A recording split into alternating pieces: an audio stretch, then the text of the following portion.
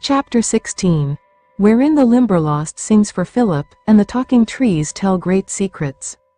A few days later Philip handed Elnora a sheet of paper and she read, "In your condition I should think the moth hunting and life at that cabin would be very good for you, but for any sake keep away from that grosbeak person, and don't come home with your head full of Granger ideas. No doubt he has a remarkable voice, but I can't bear untrained singers, and don't you get the idea that a June song is perennial? You are not hearing the music he will make when the 4 babies have the scarlet fever and the measles, and the gadding wife leaves him at home to care for them then. Poor soul, I pity her, how she exists where rampant cows bellow at you, frogs croak, mosquitoes consume you, the butter goes to oil in summer and bricks in winter, while the pump freezes every day, and there is no earthly amusement, and no society. Poor things, can't you influence him to move? No wonder she gads when she has a chance. I should die. If you are thinking of settling in the country, think also of a woman who is satisfied with white and brown to accompany you, brown, of all deadly colors. I should go mad in brown." Elnora laughed while she read. Her face was dimpling as she returned the sheet. "Who's ahead?" she asked. "Who do you think?" he parried. "She is," said Elnora. "Are you going to tell her in your next that R.B. Grosbeak is a bird, and that he probably will spend the winter in a wild plum thicket in Tennessee?" "No," said Philip. "I shall tell her that I understand her ideas of life perfectly, and, of course, I never shall ask her to deal with oily butter and frozen pumps, and measly babies," interpolated Elnora. "Exactly," said Philip. "At the same time I find so much to counterbalance those things, that I should not object to bearing them myself, in view of the recompense. Where do we go and what do we do today?" "We will have to hunt beside the roads and around the edge of the Limberlost today," said Elnora. "Mother is making strawberry preserves, and she can't come until she finishes. Suppose we go down to the swamp and I'll show you what is left of the flower room that Terence O'More, the big lumberman of Great Rapids, made when he was a homeless boy here." "Of course, you have heard the story?" "Yes, and I've met the O'Mores who are frequently in Chicago society. They have friends there. I think them one ideal couple." "That sounds as if they might be the only one," said Elnora, "and, indeed, they are not. I know dozens. Aunt Margaret and Uncle Wesley are another, the Brownleys another, and my mathematics professor and his wife. The world is full of happy people, but no one ever hears of them. You must fight and make a scandal to get into the papers. No one knows about all the happy people. I am happy myself, and look how perfectly inconspicuous I am." "You only need go where you will be seen," began Philip, when he remembered and finished. "What do we take today?" "Ourselves," said Elnora. "I have a vagabond streak in my blood and it's in evidence. I am going to show you where real flowers grow, real birds sing, and if I feel quite right about it, perhaps I shall raise a note or two myself." "Oh, do you sing?" asked Philip politely. "At times," answered Elnora, "as do the birds, because I must, but don't be scared. The mood does not possess me of 10. Perhaps I shan't raise a note." They went down the road to the swamp, climbed the snake fence, followed the path to the old trail and then turned south upon it.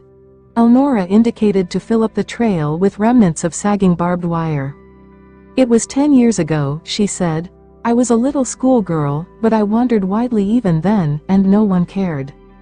I saw him often. He had been in a city institution all his life, when he took the job of keeping timber thieves out of this swamp, before many trees had been cut. It was a strong man's work, and he was a frail boy, but he grew hardier as he lived out of doors. This trail we are on is the path his feet first wore, in those days when he was insane with fear and eaten up with loneliness, but he stuck to his work and won out. I used to come down to the road and creep among the bushes as far as I dared, to watch him pass. He walked mostly, at times he rode a wheel. Some days his face was dreadfully sad, others it was so determined a little child could see the force in it, and once he was radiant. That day the swamp angel was with him. I can't tell you what she was like. I never saw anyone who resembled her. He stopped close here to show her a bird's nest. Then they went on to a sort of flower room he had made, and he sang for her. By the time he left, I had gotten bold enough to come out on the trail, and I met the big Scotchman Freckles lived with. He saw me catching moths and butterflies, so he took me to the flower room and gave me everything there. I don't dare come alone often, so I can't keep it up as he did, but you can see something of how it was. Elnora led the way and Philip followed. The outlines of the room were not distinct, because many of the trees were gone, but Elnora showed how it had been as nearly as she could. The swamp is almost ruined now, she said. The maples, walnuts, and cherries are all gone. The talking trees are the only things left worthwhile. The talking trees, I don't understand, commented Philip. No wonder, laughed Elnora, they are my discovery. You know all trees whisper and talk during the summer, but there are two that have so much to say they keep on the whole winter when the others are silent. The beeches and oaks so love to talk, they cling to their dead, dry leaves. In the winter the winds are stiffest and blow most, so these trees whisper, chatter, sob, laugh, and at times roar until the sound is deafening. They never cease until new leaves come out in the spring to push off the old ones. I love to stand beneath them with my ear to the trunks, interpreting what they say to fit my moods. The beeches branch low, and their leaves are small so they only know common earthly things. But the oaks run straight above almost all other trees before they branch, their arms are mighty, their leaves large. They meet the winds that travel around the globe, and from them learn the big things. Philip studied the girl's face. What do the beeches tell you, Elnora? He asked gently. To be patient, to be unselfish, to do unto others as I would have them do to me. And the oaks? They say, be true, live a clean life, send your soul up here and the winds of the world will teach it what honor achieves. Wonderful secrets, those, marveled Philip.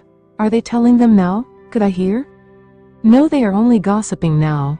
This is playtime. They tell the big secrets to a white world, when the music inspires them. The music? All other trees are harps in the winter. Their trunks are the frames, their branches the strings, the winds the musicians. When the air is cold and clear, the world very white, and the harp music swelling, then the talking trees tell the strengthening, uplifting things. You wonderful girl, cried Philip, what a woman you will be. If I am a woman at all worthwhile, it will be because I have had such wonderful opportunities, said Elnora. Not every girl is driven to the forest to learn what God has to say there. Here are the remains of Freckles' room. The time the angel came here he sang to her, and I listened. I never heard music like that. No wonder she loved him. Everyone who knew him did, and they do yet. Try that log, it makes a fairly good seat. This old store box was his treasure house, just as it's now mine.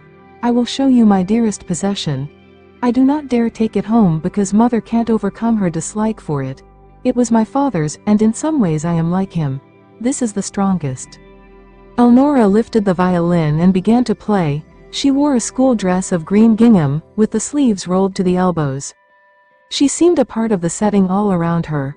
Her head shone like a small dark sun, and her face never had seemed so rose-flushed and fair.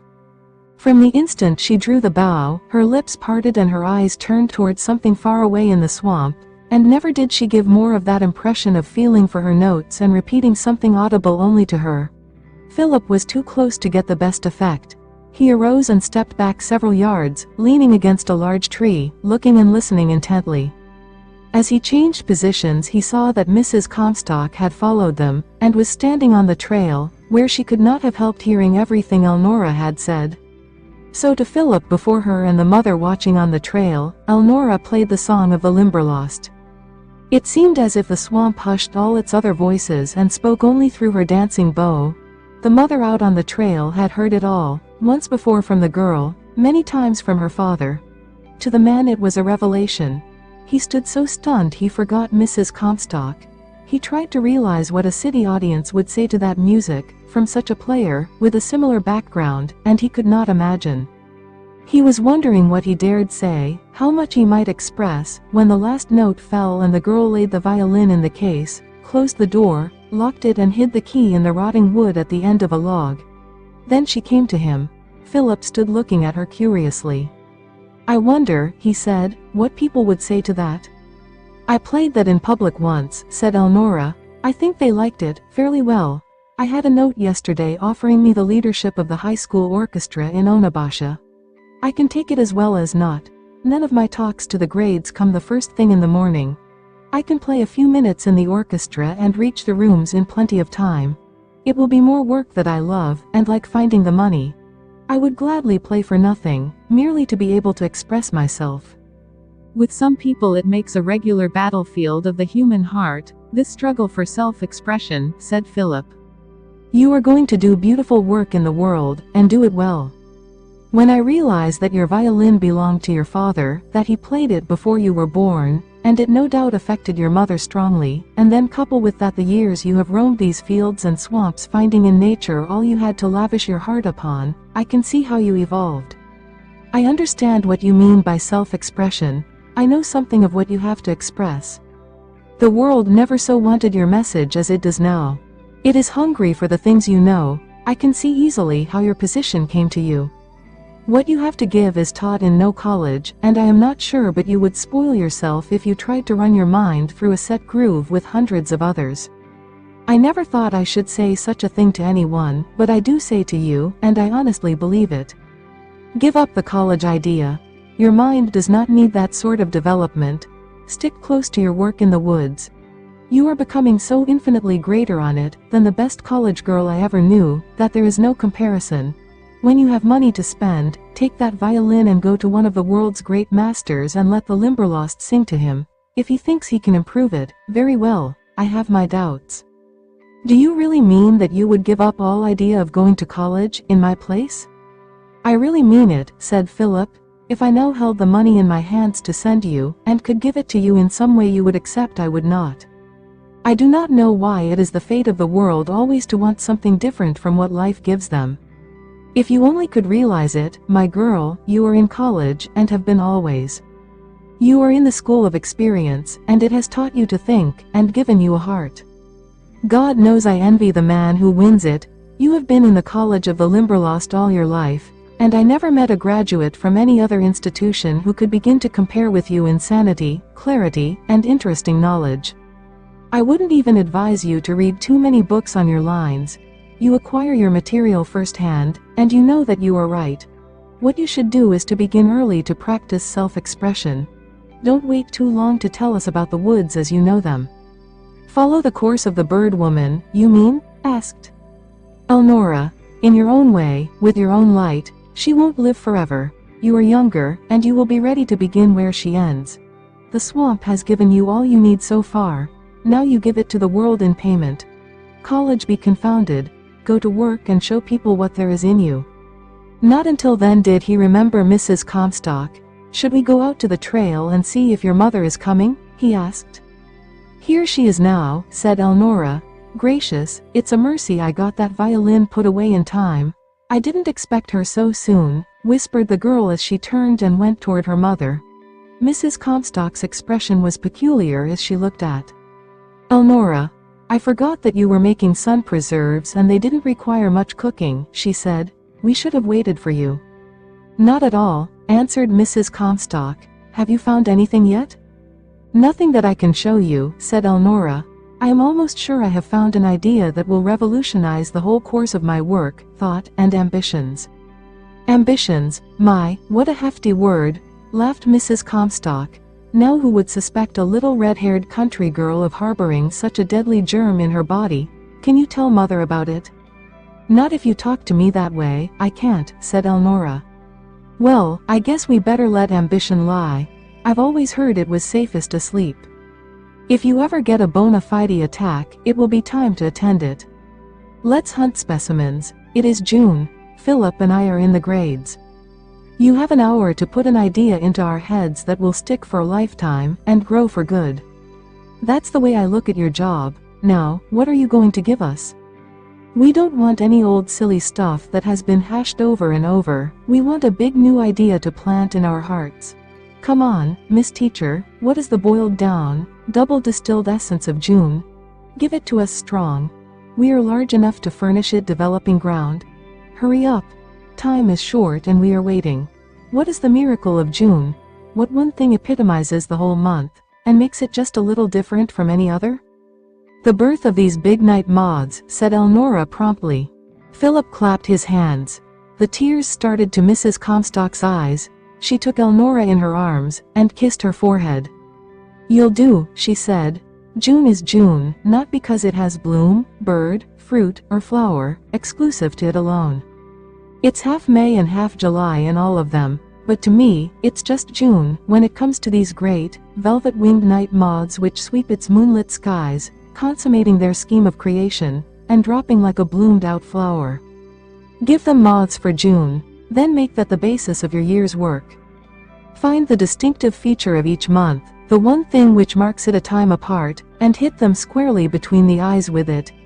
Even the babies of the lowest grades can comprehend moths when they see a few emerge, and learn their history, as it can be lived before them. You should show your specimens in pairs, then their eggs, the growing caterpillars, and then the cocoons. You want to dig out the red heart of every month in the year, and hold it pulsing before them. I can't name all of them offhand, but I think of one more right now. February belongs to our winter birds. It is then the great horned owl of the swamp courts his mate, the big hawk's pair, and even the crows begin to take notice. These are truly our birds. Like the poor, we have them always with us. You should hear the musicians of this swamp in February, Philip, on a mellow night. Oh, but they are in earnest.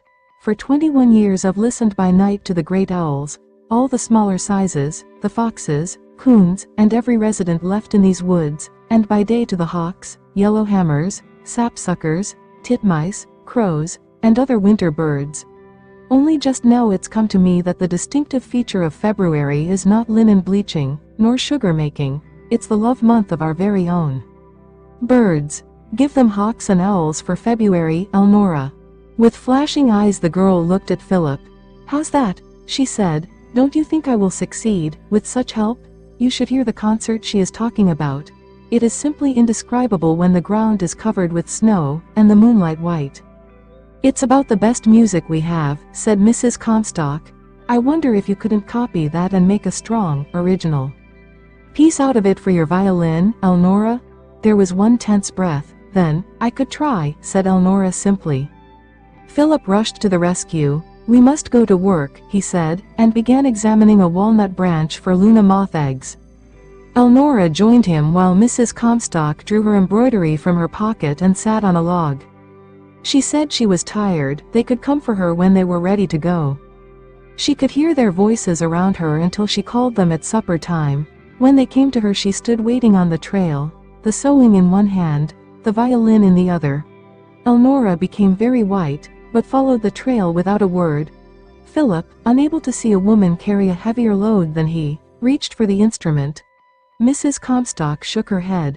She carried the violin home, took it into her room and closed the door. Elnora turned to Philip. If she destroys that, I shall die, cried the girl. She won't, said Philip.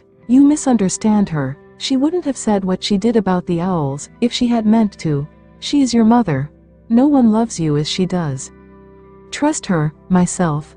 I think she's simply great, Mrs. Comstock returned with serene face, and all of them helped with the supper.